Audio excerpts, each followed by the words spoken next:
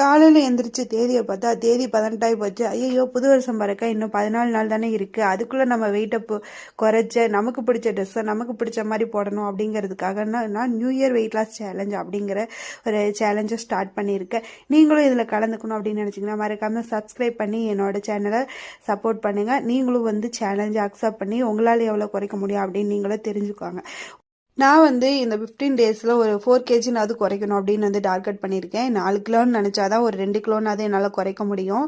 அதுக்காக நான் டயட் ஃபுட்டாக நான் என்ன என் வீட்டில் என்னென்ன இருக்கோ அதை வச்சு தான் நான் ட்ரை பண்ணி போகிறேன்.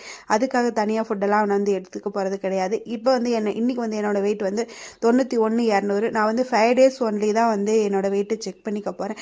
டெய்லியும் நான் பார்த்தேன்னா ஒரு நாள் கூடுது குறையுது இந்த மாதிரி காட்டிகிட்டு இருக்கு. அதுக்காக எனக்கு டிமோட்டிவேஷன் ஆகுது. நீங்களும் இந்த மாதிரி டெய்லி வெயிட் செக் பண்ணுறீங்களா இல்லை 5 days ஒன்லி வெயிட் செக் பண்ணீங்களா அப்படின்னு மறக்காமல் கமெண்ட் பண்ணுங்கள். எனக்கு